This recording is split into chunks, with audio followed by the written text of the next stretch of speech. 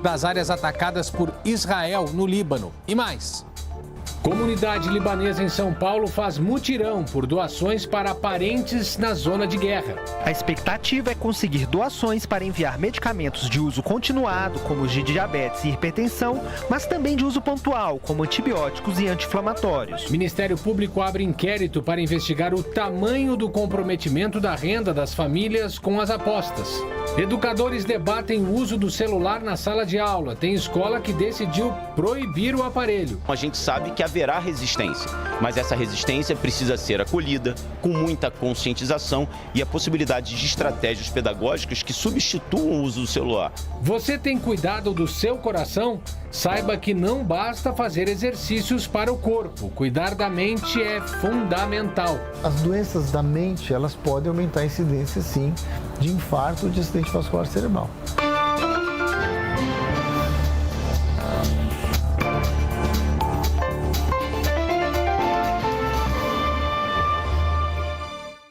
E a gente abre essa edição do Repórter Brasil com os gastos em apostas. O Ministério Público Federal está investigando o impacto dessas apostas online na renda das famílias. As famílias, principalmente aquelas em situação de vulnerabilidade econômica e social. A gente vai direto para o Rio de Janeiro agora conversar com a Fernanda Cruz. Fernanda, muito boa noite para você. Boa noite, Porta Nova, e a todos que nos acompanham. A maior preocupação do Ministério Público Federal nesse momento é com a população de baixa renda. Isso porque muita gente tem trocado itens básicos pelas apostas. Os jogos de azar causaram um prejuízo de 117 bilhões de reais por ano ao comércio em todo o país. O Ministério Público Federal pediu ao Banco Central uma nota técnica detalhando a movimentação desse dinheiro das bets e ao Ministério da Fazenda mais informações sobre a regulamentação das apostas digitais para evitar as distorções e os abusos. As bets que ainda não fizeram o registro no Ministério da Fazenda serão suspensas a partir do dia 1º de outubro. Inclusive, a plataforma Google informou que não vai mais permitir os anúncios desse tipo de empresa. O Paulo Gonet, procurador-geral da República, informou que estuda eventuais providências junto ao Supremo Tribunal Federal. Agora vamos acompanhar uma reportagem sobre este assunto. Uma brincadeira que, com o passar do tempo, se transformou em um grande problema para milhares de brasileiros. Quando você vê que não tem jeito, que você não vai ganhar. Você jogou um mês, jogou 2 meses, jogou 3 meses, viu que não está ganhando, não está dando bom, você não para de jogar, não joga mais. Tênis, blusa, essas coisas, já deixei de comprar por causa disso. A aposta em sites de jogos, conhecidos como bets, tem gerado prejuízo para as famílias. Pais enfrentam dificuldades na hora de controlar o que os filhos gastam pela internet. O meu filho já jogou diversas vezes, tá? E eu sou contra, tá? Eu sou contra porque isso é viciante e isso é algo que hoje está jogando 5, amanhã está jogando 10, amanhã vai ganhar 100, aí começa aquele vício total e sempre quer jogar. Mesmo quem não costuma jogar, conhece alguém que faz apostas, geralmente perdendo muito mais do que ganhando. Perde mais do que ganha. A prevalência que eu já vi é uns 9 perder e 1 ganhar. E quando um ganha é por ironia do destino mesmo. Para este economista, a febre das bets chegou a um nível que está desestabilizando as finanças das famílias. Afeta financeiramente o equilíbrio das famílias, não apenas pela perda financeira propriamente dita, na medida em que, em vez de comprar gêneros de primeira necessidade para a manutenção dessa família, o dinheiro está sendo desviado, como também isso tende a trazer questões de desavenças familiares e até mesmo de infelicidade e insatisfação. Os beneficiários do Bolsa Família, por exemplo, gastaram 3 bilhões de reais em bets em agosto, segundo o Banco Central. Preocupado, o governo anunciou a criação de um grupo de trabalho para analisar esse uso de recursos do cartão do Bolsa Família. E o ministro da Fazenda, Fernando Haddad, se manifestou dizendo que chegou a hora de colocar ordem e proteger a família brasileira. Opinião também de estudiosos do assunto. Não é necessariamente uma campanha contra o jogo, mas sim contra o jogo compulsivo, contra a falta de regulamentação e, sobretudo, quanto à falta de campanhas educativas para fazer com que, sobretudo, as pessoas de menor renda e menos instrução consigam se relacionar com essa situação de uma forma mais sadia e que não se torne doentia. O uso do celular pelos alunos dentro das escolas e, em especial, dentro de sala de aula, é uma outra preocupação nesse momento. Estudos mostram que o abuso pode prejudicar o desenvolvimento das crianças. O professor reclama. Nos últimos anos, a gente tem percebido que cada vez mais o uso do celular em sala atrapalha os meninos. O menino está lendo um livro, um material de aula, ou ele está fazendo uma outra atividade que não seja de aula, a atenção, o olhar dele muda. Os alunos admitem. A pandemia distanciou muitas pessoas e aí elas se encontraram com um modo de se distanciar um pouco mais ou até se conectar de um jeito mais diferente pelo celular.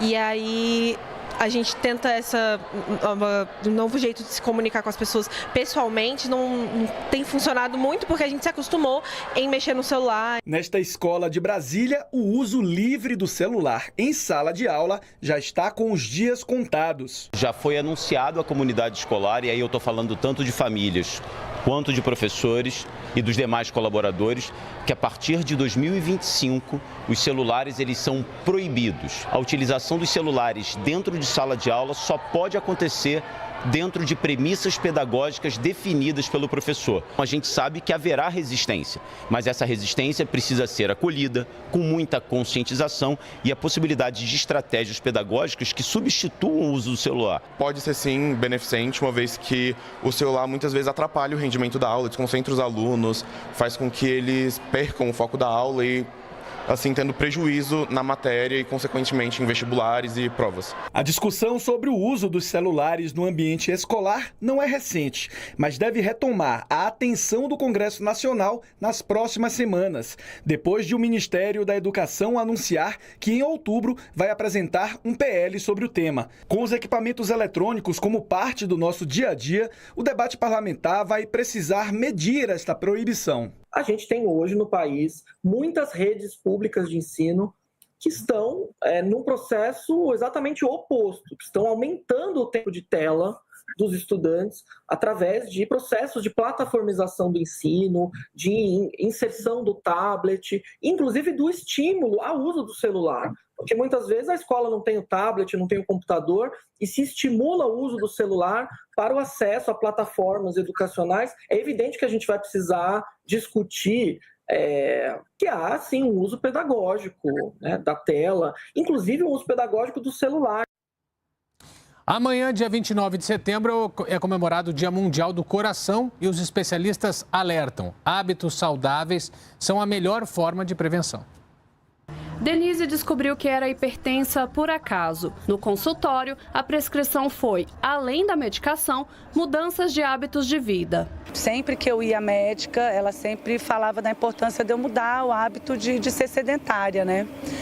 E ela até prescrevia, junto com os remédios, um outro papelzinho prescrevendo que eu fizesse atividade física. Problemas cardiovasculares são uma preocupação mundial e no Brasil não poderia ser diferente. Para se ter uma ideia, 400 mil brasileiros morrem por causa de doenças do coração todo ano. No Brasil, de uma forma bem objetiva, são mais de 1.100 mortes por dia de doença cardiovascular, cerca de mais ou menos 45, 46 mortes por hora, e uma morte a cada 90 segundos. Então, quais são os fatores de risco?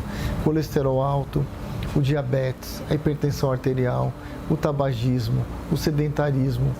São alguns dos fatores de risco que servem para as duas coisas, tanto para o infarto como o acidente vascular cerebral.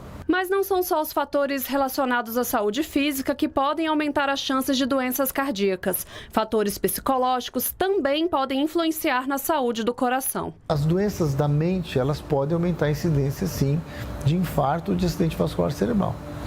Então, por exemplo, pessoas com depressão, por exemplo, você vê uma incidência maior. Exercício físico, alimentação adequada, sono adequado e senso de propósito com espiritualidade, essa é a forma de prevenção. E lembra da Denise lá do início da reportagem? Pois é, ela fez uma super mudança de vida justamente para não ter problemas mais sérios no coração. E garante que agora vive mais e melhor. Sem dúvida, e não largo mais, não vou mais deixar de cuidar em hipótese alguma. Assim, os benefícios eu noto diariamente, né? Então, valeu muito a pena. Bom, como vocês acabaram de ver na reportagem, a atividade física acaba fazendo a diferença para a saúde do coração e outras partes do corpo também. E o esporte ao ar livre pode ser motivação a mais para se livrar do sedentarismo. Miguel corre todos os dias, sempre ao ar livre. O exercício é bom para o corpo e ainda melhor para a mente. O advogado considera a atividade como uma terapia. Na academia, muitas vezes, você está ali no ar-condicionado, ambiente fechado, para correr, seca a garganta, seca o nariz, né? Você fica olhando para uma televisão, muitas vezes, e na rua é bem diferente. Na rua você tem um contato com o barulho dos animais, né? Dos passarinhos. A corrida ao ar livre ganha cada vez mais adeptos. A atividade é acessível e, além dos benefícios da boa forma, promove bem-estar. Quando você é uma pessoa sedentária, você vai favorecer a diabetes, ao aumento do colesterol, ao aumento do peso, ao aumento da pressão arterial, ou ao mesmo tempo você vai evitar que essas doenças não apareçam. Então, na hora que você faz uma atividade física regular, você tem um impacto sobre todos esses sistemas. Mas antes de comprar o tênis e sair correndo por aí, é importante tomar alguns cuidados. Se essa pessoa tiver, principalmente acima de 35 anos, que apresenta um fator de risco ou mais de um fator, que primeiro faça uma avaliação médica para saber se receber o parecer se ele está apto a realizar algum tipo de atividade e depois procurar um profissional de educação física qualificado para que faça a sua avaliação e seu planejamento. Bom, e aí fechamos o pacote falando de saúde com a reportagem da TV Pernambuco, emissora da Rede Nacional de Comunicação Pública. Vamos para São Paulo, notícia triste. Mais um motociclista morreu depois de ser atingido por um carro de luxo. Novamente aconteceu em São Paulo. A gente chama aqui na tela, ao vivo, a Vanessa Casalino. Vanessa, muito boa noite para você. Boa noite, Porta Nova. Você, todo mundo que está com a gente. É mais um caso de morte no trânsito aqui em São Paulo, envolvendo um carro de luxo, mas dessa vez o motorista não estava embriagado. Foi na noite de ontem, na Via Anchieta, por volta de 8h30 da noite. O motorista de uma BMW de 21 anos disse à polícia que foi fazer uma ultrapassagem quando atingiu dois motociclistas. Um deles, Marcelo Camargo, de 56 anos, foi socorrido, mas não resistiu e morreu no local. Ele deixa uma filha. O outro motociclista ficou com um ferimento na perna. O motorista que provocou o acidente foi levado à delegacia, prestou o depoimento, foi detido, passou pelo teste de bafômetro que deu negativo. O caso foi então registrado na delegacia como homicídio culposo, aquele em que não há intenção de matar, e também a lesão corporal sem intenção de matar. Agora, durante a madrugada, um outro acidente, aí sim, provocado por um motorista embriagado, aconteceu na Avenida Paulista. Um dos veículos ficou capotado, os veículos ficaram até hoje de manhã na Paulista. Segundo a polícia, o motorista que causou o acidente avançou o sinal vermelho e atingiu um outro carro, em que estavam um motorista de aplicativo e uma passageira. O motorista de aplicativo e a passageira foram socorridos ao hospital, tiveram ferimentos leves, e aí a desconfiança era de que o motorista estava embriagado. Foi feito o teste de bafômetro que deu positivo. Além disso, ele estava sem habilitação, foi preso em flagrante por esses dois motivos. Com tudo isso, 2024 já é o ano com o maior número de mortes no trânsito em toda a região metropolitana aqui de São Paulo desde 2015, quando essa estatística começou a ser feita. Do começo do ano até agora, já são 689 mortes no trânsito só aqui na capital paulista, um número 20% maior do que foi registrado nesse mesmo período do ano passado. Porta Nova. Tá certo, Vanessa. Muito obrigado pelas informações. Você percebeu em casa que está ventando bastante lá onde está a Vanessa. Daqui a pouco a gente vai falar de previsão do tempo e vou explicar por que tem esse vento por lá. Brigadão, intervalo. Na volta a gente fala da situação do Líbano e como a diplomacia brasileira está se posicionando em relação a isso, principalmente em relação aos brasileiros que estão em área de bombardeios. A gente já volta em 2 minutos.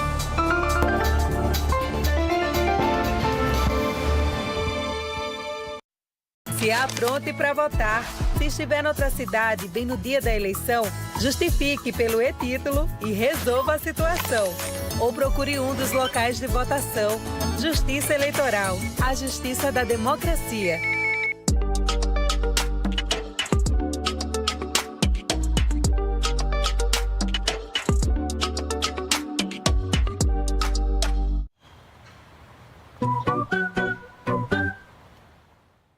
Doruk é atormentado pelo passado. Doutor, mas o que é isso? Tiros de metralhadora. Mustafa! Eu sou capaz de falar com um por um pra gente se juntar contra ele. Vamos encarar.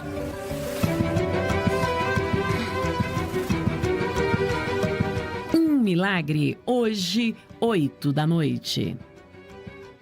O jornalismo público está de cara nova na internet. A Agência Brasil e a Rádio Agência Nacional ganharam um novo site. Mais leve, mais conectado com o seu celular e com os canais de compartilhamento. Tudo para melhorar o acesso às notícias que fazem diferença na sua vida. Acesse e aproveite o melhor das principais agências públicas de notícias do país. O bilionário magnata da cerveja foi sequestrado por um grupo de homens... Eu sei quem fez isso. Há dois modos de um homem ser rico neste mundo. Ele pode ter muito dinheiro ou pode ter muitos amigos. Baseado numa história real. Ainda temos o controle. Quer mesmo abrir mão de 35 milhões? Jogada de Mestre, hoje, 9h10 da noite. O mundo acompanha com total atenção as possíveis consequências do assassinato de Hassan Nasrallah, líder do Hezbollah, em um ataque israelense. O grupo libanês confirmou a morte dele nesse sábado. Hassan Nasrallah e outras lideranças do Hezbollah eram os alvos do bombardeio feito por Israel em um subúrbio no sul de Beirute ontem. De acordo com autoridades libanesas, 11 pessoas morreram e mais de 100 ficaram feridas no maior ataque no país desde o início da guerra em Gaza há quase um ano. Sayed Hassan Nasrallah havia feito sua última aparição em um discurso televisionado no último dia 19, após as explosões de dispositivos de comunicação usados pelo Hezbollah em ataques atribuídos a Israel. Ele ocupava o mais alto posto do Hezbollah há 32 anos, tendo sido eleito por unanimidade após o assassinato do então líder do grupo, também em um ataque israelense. Em um comunicado divulgado pela imprensa libanesa, o Hezbollah afirma que a batalha contra Israel continua em apoio a Gaza e à Palestina e em defesa do Líbano. O grupo palestino Hamas lamentou a morte do aliado e afirmou que uma nação cujos líderes são mártires sempre vencerá. Homenagens estão sendo prestadas no próprio Líbano e em vários países do Oriente Médio. Já no Estado judeu, comemoração. Em Eilat, cidade turística no sul, a morte do líder do Hezbollah foi anunciada nos alto-falantes. O porta-voz militar israelense afirmou que Nasrallah era o líder de uma organização terrorista maligna, que tanto ele quanto a sede do grupo eram alvos militares legítimos de acordo com a lei internacional e que o país não busca uma escalada do conflito. O presidente dos Estados Unidos, Joe Biden, classificou a morte como uma medida de justiça pelas vítimas do grupo, que incluem centenas de militares americanos, mas disse que Washington tenta uma solução diplomática para o conflito. No Irã, que apoia Hezbollah e Hamas, o líder supremo Ayatollah Ali Khamenei pediu aos muçulmanos que ajudem a confrontar o regime perverso, se referindo a Israel, e prometeu novos ataques. Os Houthis do Iêmen também prometeram vingança. E em Nova York, numa reunião com o chanceler libanês, o ministro das Relações Exteriores do Brasil, Mauro Vieira, tratou sobre os ataques aéreos de Israel contra o Líbano. O governo tem estudado rotas aí para repatriar os brasileiros. A gente vai ao vivo agora com a Ana Luísa Prazer trazer os detalhes para a gente, mais informações. Ana, muito boa noite para você. Olá, Portanova, boa noite para você, boa noite a todos que nos acompanham. Olha, isso mesmo, depois dos ataques ocorridos ontem no Líbano, nossa equipe apurou que o governo brasileiro já estaria conversando com a Síria e com autoridades de outros governos para estabelecer essas possíveis rotas de retirada de brasileiros ali do Líbano, caso seja necessário. A estimativa seria de cerca de 20 a 21 mil brasileiros vivendo ali no Líbano.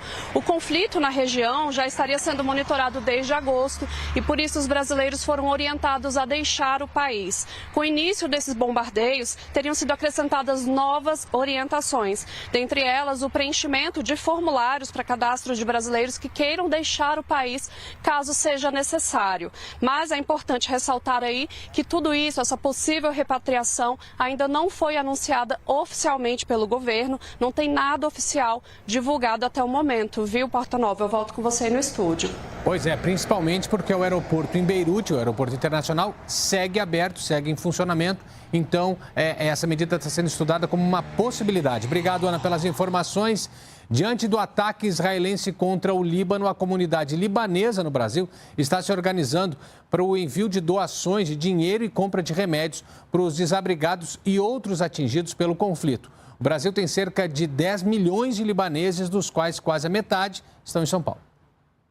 Desde 2020, quando houve a explosão no porto de Beirute, o movimento Unidos pelo Líbano arrecada medicamentos para enviar ao país. Agora, após os bombardeios feitos por Israel, o movimento apela à solidariedade dos libaneses e descendentes no Brasil para apoiar a população afetada pela guerra. A expectativa é conseguir doações para enviar medicamentos de uso continuado, como os de diabetes e hipertensão, mas também de uso pontual, como antibióticos e anti-inflamatórios. O presidente do movimento, Mohamed Zogby, explicou que há vários anos a saúde pública libanesa enfrenta problemas que se agravaram com o conflito atual. Não tem uma data estabelecida ainda, mas espero que cada pessoa que contribui, que Deus abençoe essas pessoas e que cada centavo que for arrecadado será destinado e não importa o valor, importa é ajuda. E ajuda é muito importante nesse momento. A região da rua 25 de Março, aqui no centro de São Paulo, é famosa pelo comércio popular, mas também por ter acolhido migrantes de diversas partes do mundo. É por isso que a guerra reverbera por aqui. A família deste comerciante vive em uma região que não foi atingida diretamente pelos bombardeios. Mesmo assim, os parentes sentem os efeitos da guerra. Nós tivemos mais ou menos uma média de quase 200 mil pessoas foram refugiadas por lado norte do Líbano, está cheio de, até nas ruas, nas calçadas, nos jardins. Tem muita gente recebendo, abrindo as casas para eles, cristãos, estão recebendo muito bem os refugiados, com muito carinho, não está deixando faltar nada. Mas não dá conta, né? Então o pessoal está na rua, nos jardins, nas praças da República, lá, tudo. Então está meio tenso a situação lá.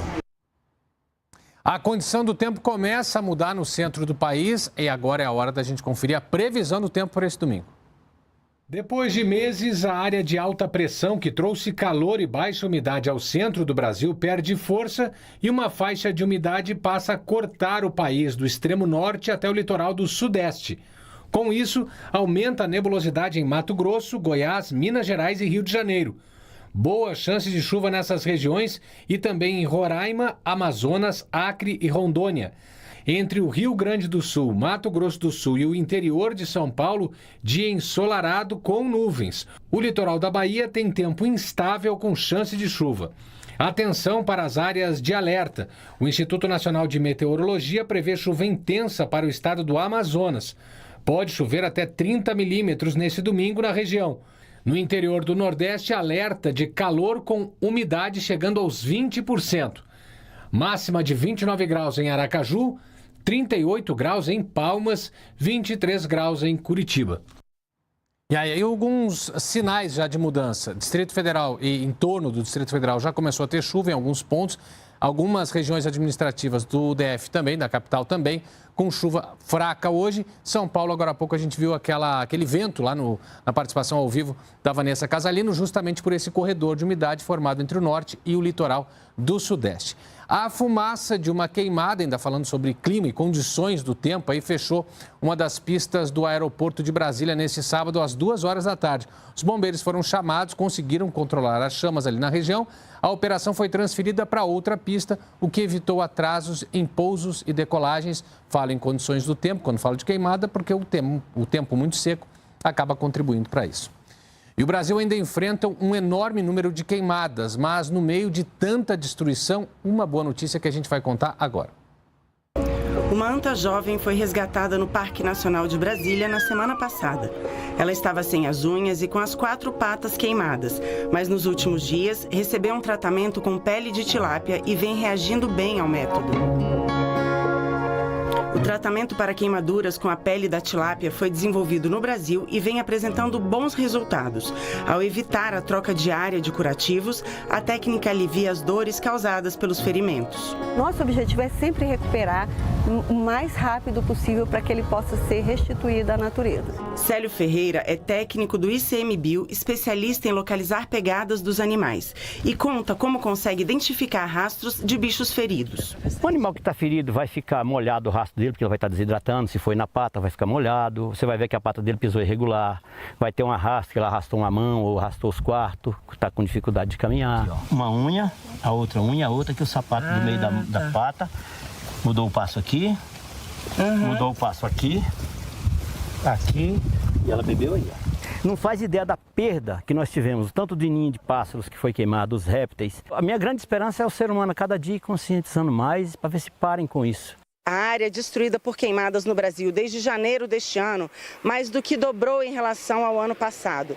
Foram mais de 11 milhões de hectares, o que representa um aumento de 116% em relação ao ano passado.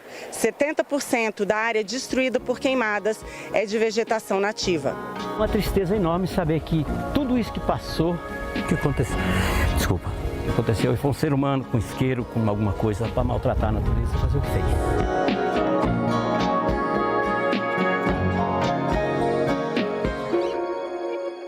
Pois é, a gente viu em mais uma ótima reportagem da Marieta um caso de um animal que conseguiu ser resgatado e está se recuperando aqui no Zoológico de Brasília. Mas quantos outros foram perdidos, a gente só vai ter dimensão do tamanho da destruição da fauna e da flora, né, quando a gente conseguir contabilizar tudo o que está acontecendo nesse período.